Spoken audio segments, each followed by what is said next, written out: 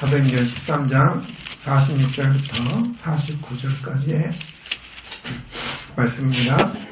제가 가지고 있는 성경은 신약 211페이지가 되겠습니다. 같이 한 목소리로 같이 합독하도록 하겠습니다. 46절부터 49절입니다. 바울과 바나바가 담대히 말하여 이르되 하나님의 말씀을 마땅히 먼저 너희에게 전할 것이로되 너희가 그것을 버리고 영생을 얻기에 합당하지 않은 자로 자처하기로 우리가 이방인에게로 향하노라. 주께서 이같이 우리에게 명하시되 내가 너를 이방인의 주로 삼아 너로 땅끝까지 구원하게 하리라 하셨느니라. 이방인이 그를 듣고 기뻐하여 하나님의 말씀을 찬송하며 영생을 주시기로 작정된 자는 다 믿더라. 주의 말씀이 그 지방에 두루 퍼지니라. 아멘. 오늘 제목은 캠프가 답이다라는 제목으로 잡아봤습니다.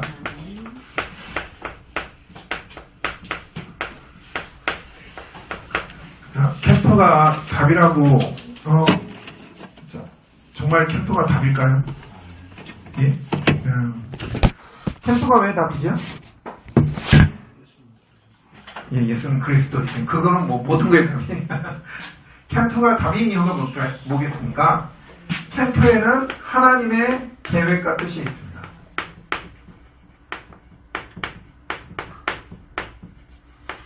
예, 여기에 분명한 하나님의 계획과 뜻이 있다는 거 우리는 확신하고 있습니다. 그렇죠? 하나님의 계획과 뜻을 보지 않고 가면 캠프에 뭘 보고 가냐면 사람을 보고 가게 되죠. 사람을 보고 가게 되어지니까 그 사람이 없으면 실망하거나 좌절하거나 그렇게 됩니다. 그리고 영접을 하면 좀 내가 뭔가 한 것 같고 영접이 안 되면 나는 왜 이러지? 하며 실망하고 낙심하게 되어집니다. 그런데 마태복음 6장 33절에 우리가 너무나 잘 아는 말씀이 있지 않습니까? 먼저 그 나라와 의를 구하라. 그리하면 이 모든 것을 너희에게 더하시리라. 이 모든 것이라고 했을 때 그 이 모든 것은 육신적인 것만 얘기할까요? 그렇죠.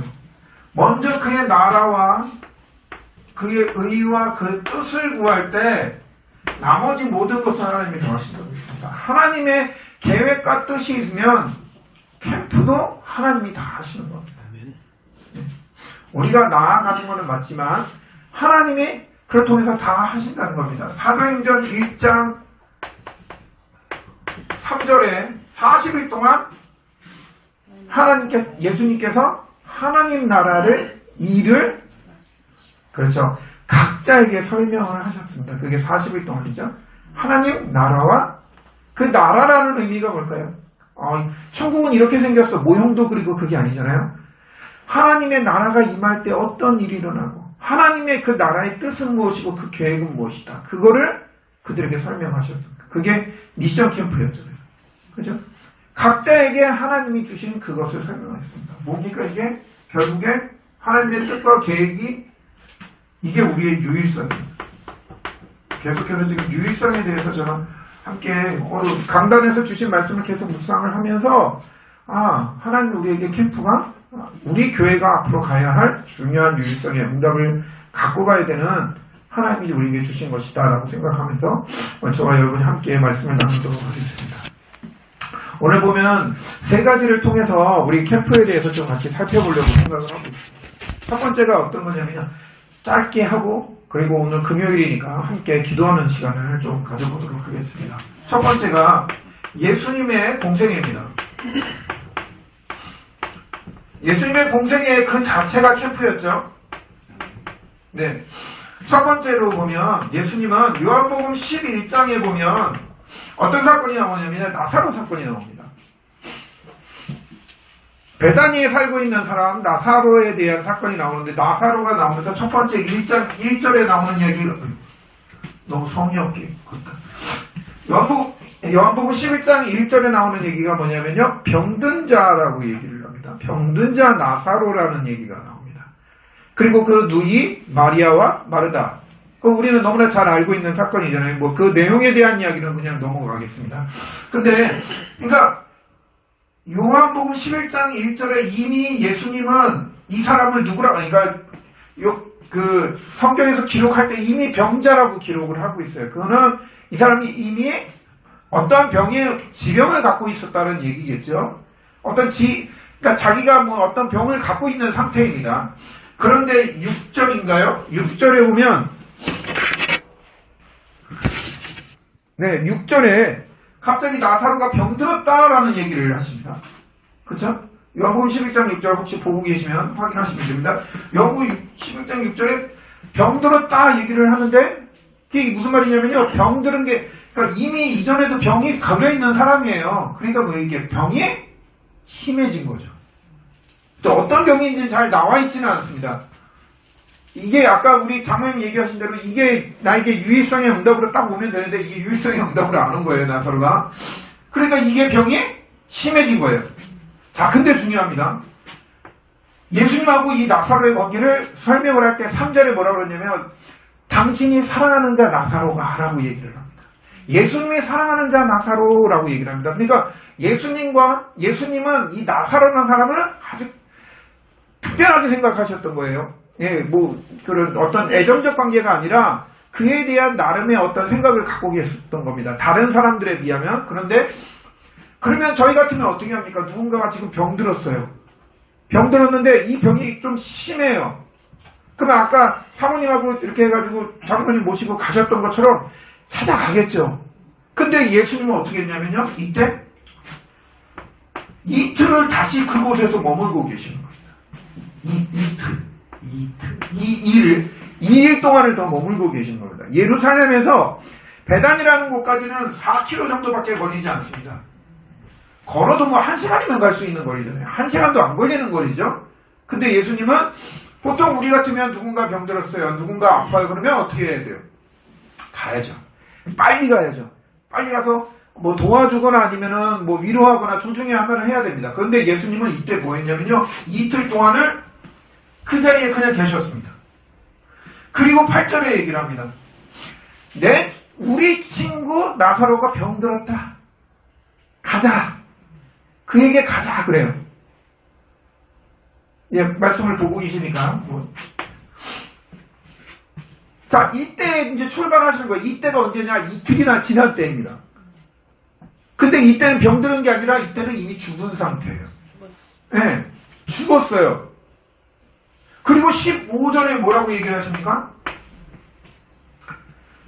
보고 계시니까 누구 한번 읽어보시면. 내가 거기 있지 아니한 것을 너희를 위하여 기뻐하노니 이는 너희로 믿게 하려 함이라. 그러나 그에게로 가자 하시니. 이상하게요. 예수님이 얘기하시는데 내가 거기에 있지 않은 것. 그러니까 이틀 전에 거기 안 간 게 기쁜 일이라고 얘기해요. 그러니까 무슨 말이냐면요. 죽기를 기대하셨던 것 같아요. 그죠? 꼭 말씀하시는 거는 이틀 전에 갈 수 있었던 상황이에요. 분명히 들었기 때문에. 그리고 내가 좋아하는 사람이라는 걸 분명히 알고 있기 때문에 충분히 가실 수도 있었는데 안 가셨어요. 그리고 15절에 얘기하는 게 뭐냐면 내가 거기에 없었던 게 오히려 낫다라고 기뻐한다라고 얘기를 하셔요. 죽기를 아주 그냥 기다렸다가 이틀이나 지난 후에 얘기를 하신 거예요. 그럼 뭐라 그러냐면 이 죽음을 누구 때문에? 그 뒤에 나오지 않나요? 15절 뒤. 내가 거기 있지 아니한 것을 누구를 위하여? 너희를 위하여 기뻐하노니. 그죠? 너희를 위하여 기뻐하노니 이는 너희로 뭐하게 하기 위해서? 예수님이 나사로의 죽음을 뭘 이용하셨어요? 제자들의 믿음을 이용하셨어요. 제자들의 믿게 하시기 위해서 뭘 이용하셨어요? 장례도 예수님은 그걸 이용을 하신 거예요. 그러니까 예수님의 모든 관심은 어디에 있냐면요. 우선 제자들에게 이 믿음을 갖게 하시는데 우선 제일 중요한 관심을 갖고 계셨다는 거예요. 공생애 3년 동안 하셨던 모든 일이 뭐예요? 우리 눈에 보일 때는, 다른 사람들의 눈에 보일 때는 병자가 일어나고 귀신이 쫓겨나고 다 그렇지만 사실은 강을 건너고 하는 모든 일들이 뭐예요? 제자들에게 믿음을 심어주시기 위한. 네. 우리에게도 중요한 게 캠프를 먼저 하기 전에 뭐부터 했냐면 믿음부터 회복을 해야 됩니다. 네. 두 번째가 어떤 사건이었냐면요. 요한복음 2장 1절입니다. 지금 저기 주보에 나와 있는 거랑 좀 다릅니다. 주보에 나와 있는 거를 하시면 안 됩니다. 요한복음 2장 얘는 어떤 사건이 나오면요. 가나의 혼인잔치 사건이 나옵니다. 그죠? 예수님이 이때 어머니에 대해서 뭐라 그러냐면 좀 심한 말로 여자여 나와 무슨 상관이 있습니까? 라고 그런 말씀을 하시죠. 근데 어머니 마리아는 계속해서 얘기를 합니다. 그리고 그 하인들에게 얘기해서 무슨 명령을 하시든지 그냥 따라라 라고 얘기를 하셔요. 근데 예수님은 결국은 하셨어요. 내 때가 아직 아닙니다 라고 얘기를 하셨음에도 하셨어요. 왜 하셨을까요? 마리아는 솔직히 말씀드리면 자기 체면이 있거든요. 그죠? 내가 뭔가를 말을 했어요. 한번 입 밖으로 내뱉었기 때문에 그걸 어떻게 해서든 수습을 해야 되니까 그래도 뭐라도 시키시면 그냥 해라. 그러면 내가 그래도 내 체면은 서지 않겠냐. 근데 예수님은 그게 아니라 어떤 목적을 갖고 하셨어요. 무슨 목적이었냐면 2장 11절입니다. 예수님이 그 목적을 갖고 하신 일이 뭐였냐면요. 11절에 예수께서 이 표적을 갈릴리 가나에서 행하여 그의 영광을 나타내시면 누가 묻다? 제자들이 믿더라.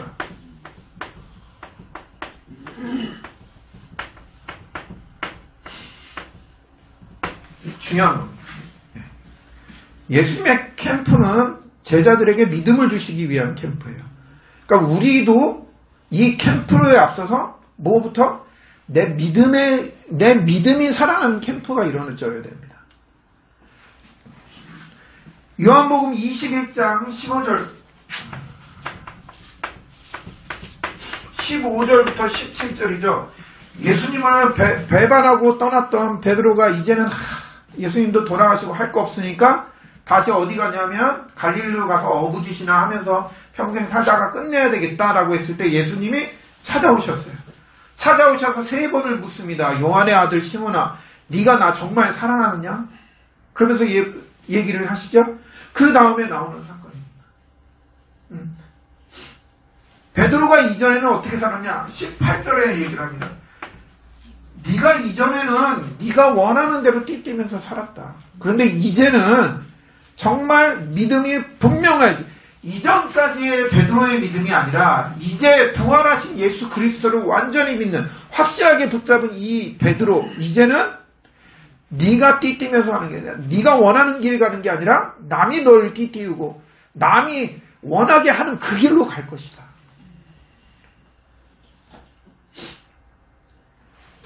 우리가 나가는 것 같지만 우리가 뭔가를 하는 것 같지만 사실은 하는 것 하나님이 하시는 것이다라는 거죠. 하나님이 하시는 그 캠프 속으로 들어가게 하겠다라는 거예요. 그 믿음부터 회복하라는 겁니다. 그리고 세 번째가 사도행전 너무나 잘 아는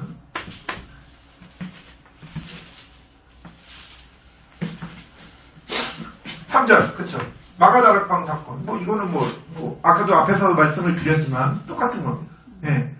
그들에게 각자에게 성령으로 하나님 나라의 일을 말씀하셨어요. 예. 그게 하나님이 원하시는 미션 캠프였잖아요. 분명하게 주신 캠프. 아직 오지도 않고 보이지도 않는데도 하나님은 분명하게 제자들에게 주셨습니다. 거기 있는 110명의 성도라고 하는 사람들에게 40일간 분명하게 하나님 나라의 일을 가르치셨습니다. 그래서 이것 붙잡고 결국에 이들은 승리한 겁니다. 그죠?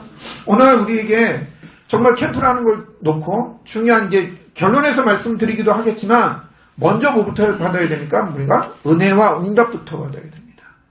나가서 우리가 뭘 하느냐, 우리가 뭘 이루느냐가 중요한 게 아니라 하나님이 우리에게 이미 예비하신 은혜와 응답부터 붙잡아야 됩니다.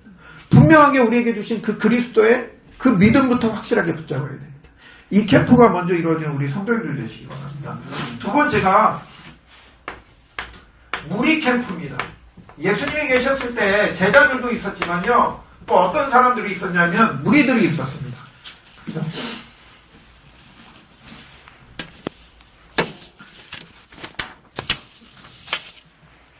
마태복음 14장 그리고 마가복음 8장 이렇게 보면 두 가지 사건이 나옵니다. 오병이어 사건이죠. 이거는 오병이어 사건이고요. 그 다음에 이거는 칠병이어 사건입니다.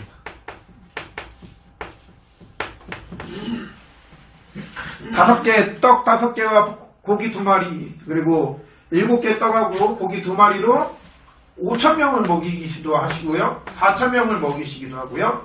12광주리를 남기고 7개를 광주리를 남기는 그런 이적을 행하셨습니다. 이 당시는 중간에 뭐 CU나 세븐일레븐 같은 편의점이 없던 때입니다. 그래서 웬만한 길을 가거나 어떤 일이 있을 때는 다 어떻게 했냐면 도시락을 준비하고 다녔습니다. 그래서 이 오병이어는 누구의 도시락이에요? 어린아이 하나의 도시락이었어요. 이 아이만 예수님의 말을 듣고 예수님을 따라가면서 그 말씀을 듣는데 이렇게 시간이 걸릴 거고 이렇게 할 거다라는 걸 알고, 그러니까 뭐 어떤 식으로 준비를 했지 모르겠지만 하여튼 도시락을 준비하고 온 거예요. 근데 나머지 그 많은 사람들이 도시락을 아예 준비도 안 했어요. 그러니까 이 사람들은 무슨 일이 있어? 그리로 가보자. 군중심리에서 모여다니는 사람들이에요. 때로는 이 사람은 뭔가 누가 나왔대. 그래? 신기하다. 가보자. 그냥 그런 말에 의해서 혹해서 다녔던 사람들이 그들의 무리예요. 준비가 전혀 안 된 사람들입니다. 아무것도 이 사람들에게서는 어떤 얻을 것이 없는 사람들입니다. 그런데 예수님께서는 얘들을 엄청 불쌍히 여기셨어요.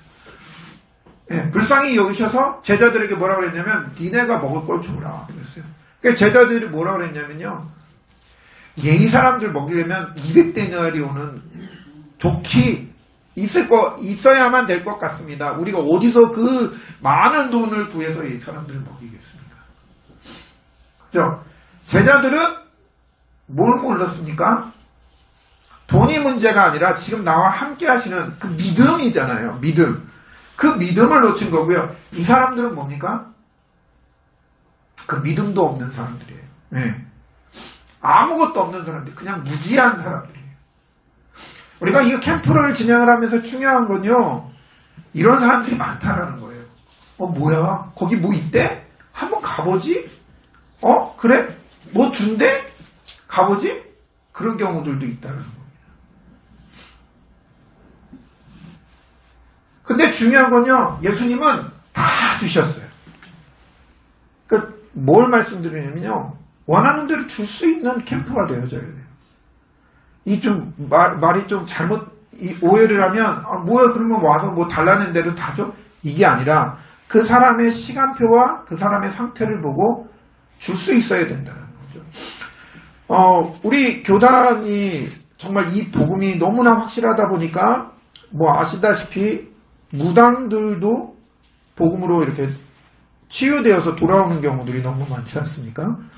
뭐 초창기만 해도 한 500여 명이 무당들이 돌아와서 그 무당들만 따로 집회를 할 수 있을 정도의 그런 어떤 규모가 되었다고 그렇게 얘기를 합니다. 근데 중요한 건요, 그 무당들이 돌아오면서 자기 산당에 있던 거 다 깨부시고 완전히 이제는 나 이거에서 이제 완전히 끝났어. 이 저주에서 완전히 끝났어. 그리스도는 나는 완전히 해결됐기 때문에 나 이제 주님만 붙잡고 살 거야 라고 했는데 돌아와 보니 문제가 뭐예요? 먹고 사는 게 문제예요. 경제적인 거에 문제가 심각한 거죠. 그게 다시 갈 수도 없고, 이 사람들이요 또 문제가 뭐냐면 영적으로 심각한 병에 있는 사람들이잖아요. 신병, 일병. 일도 못해요. 예. 영적으로 문제 있으신 분들, 신병 걸리신, 저희 어머니도 약간 좀 그런 게 좀, 근데 이제 교회 다니시는데 좀 그런 분이 평생은 일을 못 하시더라고요.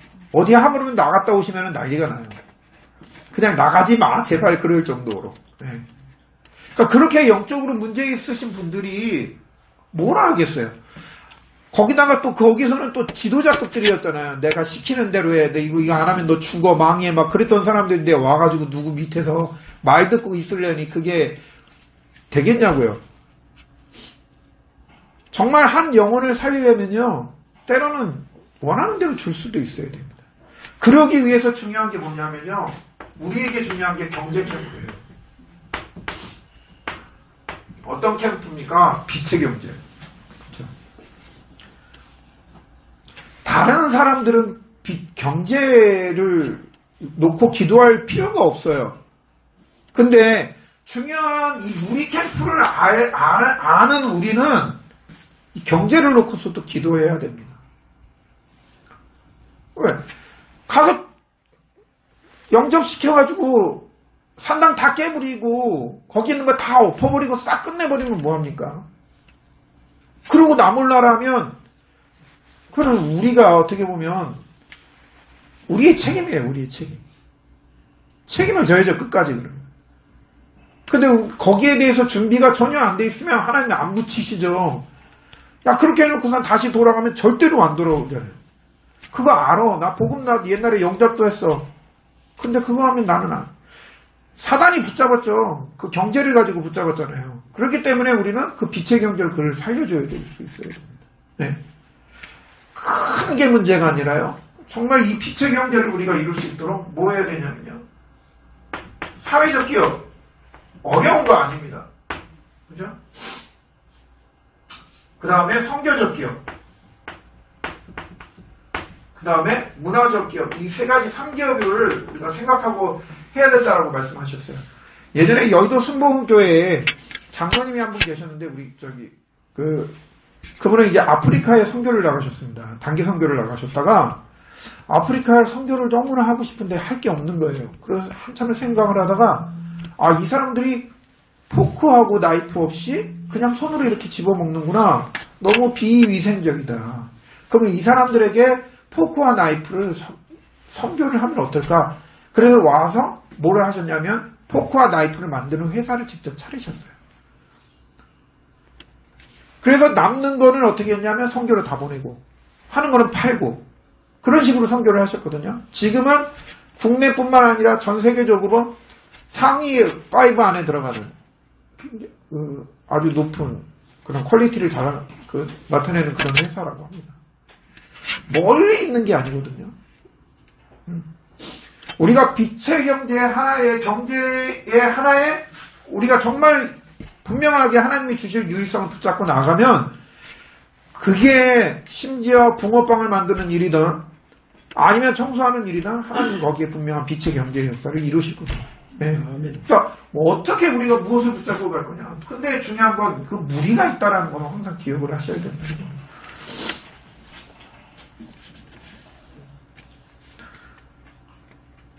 네. 그리고 세 번째가 뭐냐면요. 바리새인입니다. 종교인이죠. 성경에 보면 바리새인과 사두개인 얘기를 하는데 두 종류의 사람들이 나옵니다. 어떤 사람들이냐면요. 한 사람들은 아예 말을 못 알아들어요. 예, 무슨 말씀을 하시는지조차도 못 알아듣는 사람들이 있어요. 예. 진짜 우리 이렇게 가서 이렇게 전도하다 보면 교회 다닌다고 하는데 무슨 말인지 전혀 못 알아듣는 사람들이 있잖아요. 근데 어떤 사람들이 또 있냐면 알아듣는 사람들이 있어요. 근데 이 사람들이 진짜 나빠요. 그죠? 알아듣고 아니까 예수님을 배척해버렸어요.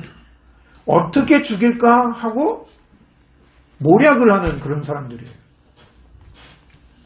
그러니까 아예 모르면 모르지만 안다고 하면서 이게 문제를 일으킨단 말이에요. 이 사람들이 결국엔 뭐냐면 이단 아닌 이단을 만들어내는 사람들이죠. 또 그 반면에 또 어떤 사람이 있냐면요. 사도행전 18장 24절에 보면 한 사람이 나옵니다. 누구냐면요. 바로 아볼로라는 사람이에요. 아볼로는 예수님의 도에 대해서 알고 있었던 사람입니다. 누구에게 전달받지 않았는데 예수님에 대해서 알고 있었어요. 그러면서 뭐라 그랬냐면 세례 요한의 세례만 알고 있다라고 얘기했어요. 그러니까 요한의 세례는 뭡니까? 회개해야만 구원받는다라는 거예요. 네. 약간 성결교단의 어떤 그런 교리와 좀 비슷한 그렇게 있습니다. 분명한 자기에 의해서 분명하게 회개한다라는 자기 자신의 촉구가 있어야만 그래야 구원에 이를 수 있다라고 얘기를 해요. 그래서 누구냐면 브리스길라와 아굴라가 이 부부가 부부가 이 사람에게 가서 하나님의 도를 자세하게 설명을 합니다. 하나님이 왜 그리스도를 보내셨는지, 그리스도가 어떤 일을 하셨는지, 그리스도로 요한의 세례 죄를 회개해야만 구원받는 게 아니라 삼저주가 그리스도 이름으로 완전히 끝났다는 것을 분명하게 설명을 한 거죠. 그리고 어떻게 됐냐면 아볼로가 그 이후로 아주 중요한 역할들을 계속 감당하게 됩니다. 네, 우리의 목표는 바리새인이지만 이 케이스 있겠죠? 아볼로라는 케이스? 네. 알아듣는데 심하게 박해하는 그 사람들을 목표로 하는 게 아니라 종교인을 캠프할 때 아볼로 같은 사람을 찾는 거예요. 하나님의 뜻과 계획이 어디 있는가? 하나님의 뜻과 계획이 종교인을 통해서 종교인 중에 아볼로 같은 사람이 있는가? 그걸 찾아내는 거죠. 이 사람이 아볼로라는 사람이 가면서 어떤 역할을 했냐면 신학적인 부분에서 이 그리스도를 설명하는 역할들을 굉장히 많이 합니다. 교사 아볼로라고 얘기를 하거든요. 그로 통해서 그러니까 물론 바울도 마찬가지지만 그 신학적으로 아주 정확한 정립이 되어진 이 아볼로를 통해서 하나님이 또 그 나름대로 역사를 이루시는 거예요. 그래서 우리가 캠프를 통해서 이 종교인 캠프를 통해서 이런 사람, 두 종류의 사람을 보는 게 아니라 아볼로 같은 사람을 확인하고 하나님의 계획이 어디 있는지 그걸 발견할 수 있는 우리 성도님들 되시기 바랍니다. 두 번째가 뭐냐면 초대교회 캠프입니다.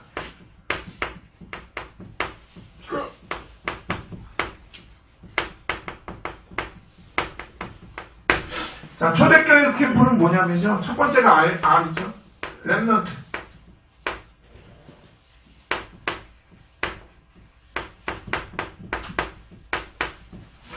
사도행전 1장 1절, 3절, 8절로 완전히 끝난 겁니다. 렘넌트.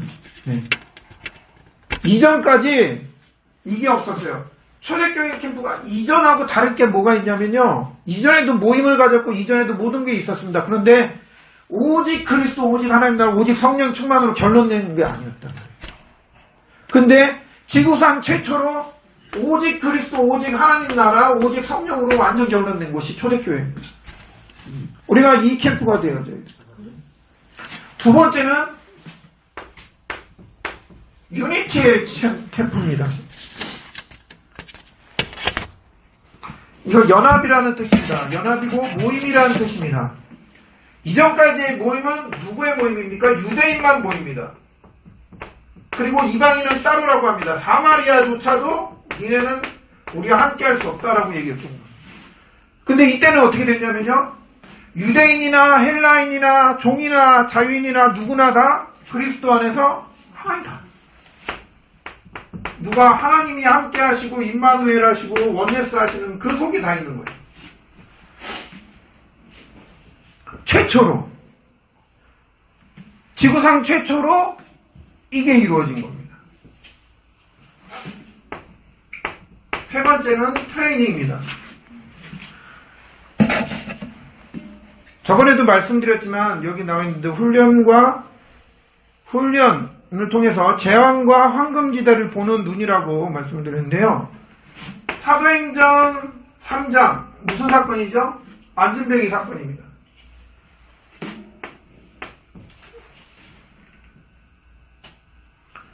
4장, 5장 계속해서 문제와 사건들이 터지죠? 아나니아 사건. 그죠? 이런 문제들이 터지면 어떻게 될까요? 나 그 교회 가기 싫어. 그 교회 가면 망한대. 아니, 헌금을 내고도 망하면 어떻게 되는 거야? 그죠? 쉽게 그렇게 느껴질 수밖에 없습니다. 선교 전도하다가 막 끌려가고 막 그러면 그렇겠죠. 근데 여기에서 뭘 봤냐면 분명하게 일어나는 사건들을 통해서 뭘 봤어요? 하나님이 일하고 계시는 걸 확인했다. 아나니아와 삽비라가 교회에서 바로 사람들이 죽어나가는데 오히려 그 다음에 더 교회는 더 단단해지고 교회는 더욱더 힘이 있어지는 상황으로 가게 되어지는 거죠. 그 다음에 센터입니다. C라고 얘기해요. 예, 시스템인데요. 어떤 시스템입니까? 사도행전 9장에 여기는 또 하나가 있죠. 10장에 그분 누구지? 네, 하여튼 베드로로 인해서 갑자기 이름이 생각이 안 나네요. 네. 지난주에 학생부에도 얘기했는데도 또 까먹습니다. 그래서 어쨌든 시스템은 바울 같은 사람입니다. 그렇죠? 로마서 16장의 인물들, 골로새서 4장의 인물들과 같은 인물들이에요. 최초로 일어나는 일들이에요. 교회 안에서도 이것도 최초로 일어나는 일들이에요. 다 지금 이게 최초로 일어나는 역사들이에요. 자, 뭘 말하려고 하냐면요. 이 초대교회 캠프가 이런 말 하면 별로 안 좋아하더라고요. 근데 2000년 만에 회복된 거다라고 우리는 얘기해요. 우리가 하는 전도 운동이 2000년 만에 회복되었다라고 얘기를 합니다. 그럼 그게 무슨 어디에서 근거한 거냐? 이거예요. 지금 말씀드린 거. 예? 최초로 138로 완전히 결론난 거다. 지금 우리가 138로 완전히 결론낸 것 속에 들어가 있다라는 거예요. 예. 그리고 유니티, 유대인이나 사인 누구나 상관없이 다민족이잖아요. 죄송하지만 진짜 기존의 교회들이요, 다민족 사람들이 턱이 높아서 못 들어가요.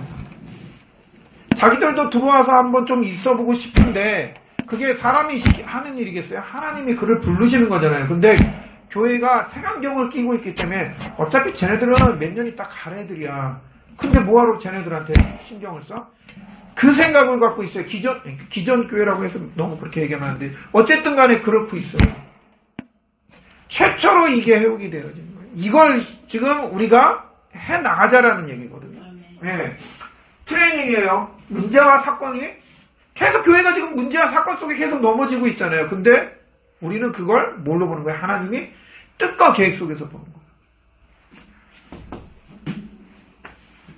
네. 이게 초대교회에 있는 캠프입니다. 이 캠프 속에 정말 우리의 응답이 이 속에 그냥 머물러 있는 게 아니라 하나님이 우리를 파송시키시는 겁니다. 네. 초대교회가 여기서 그냥 머물러 있으면 안 돼요. 가야 되는 겁니다. 네. 그러니까 우리가 뭐 어디로 떠난다라는 게 아니라 이 복음을 붙잡고 현장으로 뛰어들라는 거죠. 네. 그 다음에 세 번째가 종교개혁 시대 이후에, 그리고 지금 현대에 있는 우리의 모습, 현대교회 캠프를,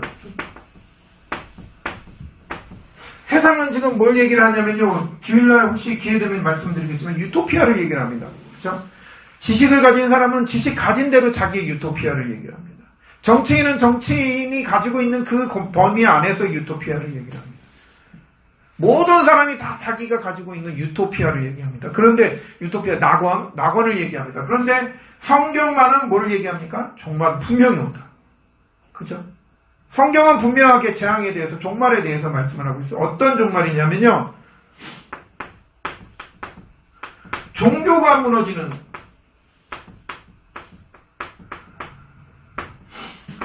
곧 신앙의 종말이 오게 되어진다.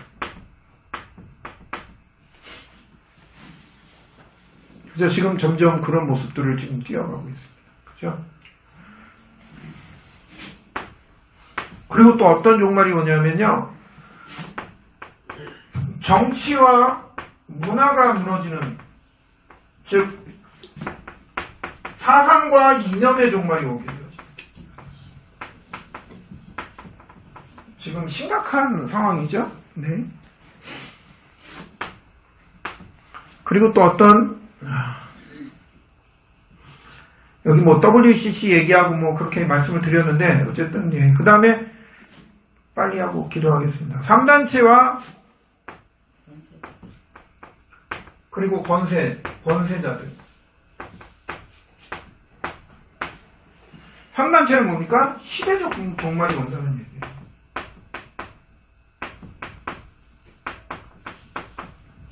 그 다음에 4번 후대. 결국엔 지구가 정말이 온다는 거죠. 후대가 끊어지면 다 끝나는 거잖아요. 지구는 뭐 완전히 끝나는 거죠. 이 종말을 가지고 이 종말을 보면서 뭘 해야 된다? 우리가 캠프로 들어가야 된다. 네. 자, 종교가 무너지고 있습니다. 신앙에. 그래, 뭐 보면은 얘기했지만 영적인 문제가 결국은 오게 되어지는 거죠. 신앙의 종말로 인해서 오는 것이 뭐냐? 영적으로 문제가 오게 되어지잖아요. 그죠? 뭐 WCC도 혼합 종교로 가고 뭐 다원주의로 가는데 결국엔 영적으로 문제가 깊어지는 거죠. 그 다음에 정치와 문화에 대한 걸로 인해서 오는 게 뭡니까? 무질서가 오게 되죠. 무질서. 네. 사상과 이념이 막 서로 간에 막 부딪혀가면서 뭐가 오게 돼요? 무질서가 오게 됩니다. 그래서 마태복음 24장 14절에 모든 일이 다 뭐 별 난리가 다 일어나도 결국엔 이 복음이 땅 끝까지 증거된 그 후에야 끝이 온다. 그죠? 죄송한 말씀이지만 요거는 좀 넘어가는 얘기인데 땅 끝이 어딥니까? 땅 끝이. 나중에 이것도 뭐 한 번에 다 하려고 하는 이런 참 무식한 사람. 자, 땅 끝이 어딥니까? 복자는 예루살렘이라고. 네, 복자는 예루살렘이라고 말하고 있습니다. 나라. 혹자 그 중에 제가 다 혹자입니다. 네. 원은 시작점이 곧 끝점이에요. 그죠? 땅 끝이라는 거는 결국엔 나라는 거죠. 내가 복음을 제대로 못 가르치면 그게 세계 정말이고 그게 지구 정말이고 그게 시대 정말이고 사상과 이념의 정말이에요. 우리는 오직 그리스도로 결론돼요. 네. 다른 거 신경 쓸 필요가 없어요. 어차피 올 거예요. 누가 바뀌어도 시대적 종말은 사상적 이념적 종말은 오게 돼 있어요. 그 뭐 지금 잠깐 누가 맞고 누가 안 맞고 누가 뭐 이렇게 아무런 소용이 없는 거죠. 그 속에 중요한 캠프가 이루어져야 돼. 이거 놓쳐버리니까 지금 우리 안에서도 자꾸 뭐 여러 가지 이야기들도 나오고 막 그렇게 되어집니다. 그래서 정말 우리 열린교회는 하나님이 주신 분명한 캠프 속에 하나님의 뜻과 계획을 붙잡는 우리 성도님들 되시기 바랍니다. 네. 마지막에 결론이라고 말씀드리겠습니다. 그래서 첫 번째 뭘 해야 되냐면요. 첫 번째로 먼저 준비 캠프부터 시작해야 될 것 같습니다. 먼저 은혜부터 받아. 우리에게 먼저 시작돼야 될 게 은혜부터. 어떤 하나님이 마가복음 3장 14절부터 15절.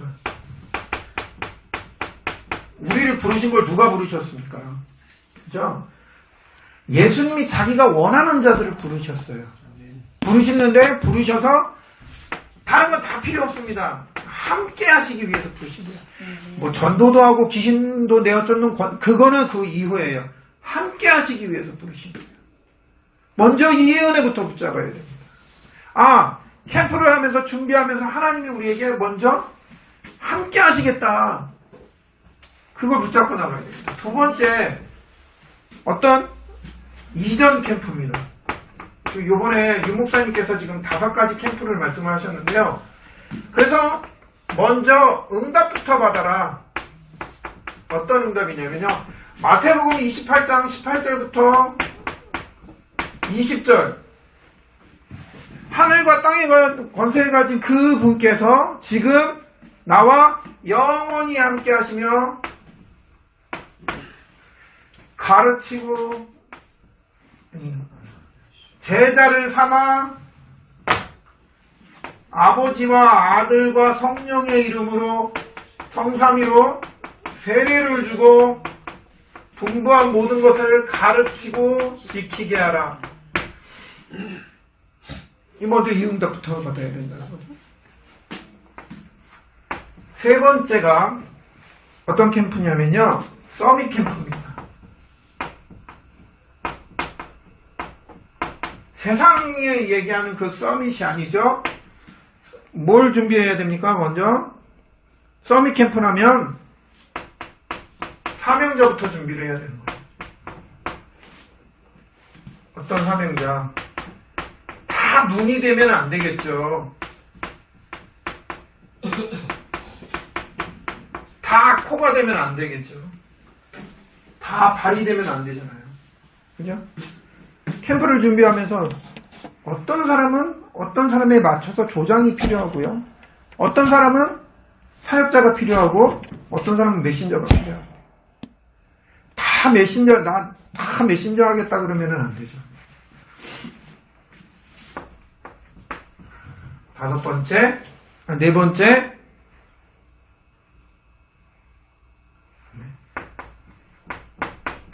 파송 캠프라고 했습니다.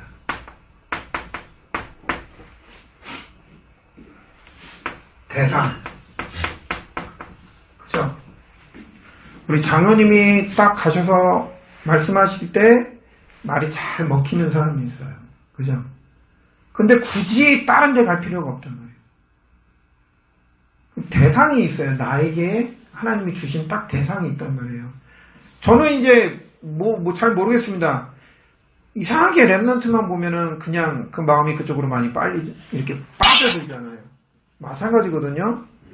모든 사람에게 다 할 수도 있죠. 복음은 모든 사람에게 필요하니까. 근데 특별히 분명한 하나의 대상을 가지고 찾아가야 돼요. 그러니까 캠프가 그러니까 준비되어지고 정확하게 되어지지 않는 상태에서 가면요. 물론 그래도 하나님은 역사하시지만 우리 교회가 이걸 유일성으로 붙잡고 계속 나가려면 착착 준비해서 정말 나에게 주신 것을 확실하게 붙잡고 나가야 될 필요가 있어요. 5번째가 그럼 이제 본격적으로 이제 시작되는 실제적인 캠프예요. 이때는 어떻게 해야 되느냐? 집중하는 거예요. 뭐에 집중하는 거냐? 사도행전 1장 8절에 하나님이 권능 주셔서 땅끝까지 증인되게 하시겠다라는 것에 집중하는 거예요. 요 위에 파송은 오늘 본문에 나와 있었던 말씀이에요. 사도행전 18장 아니죠? 13장 48절.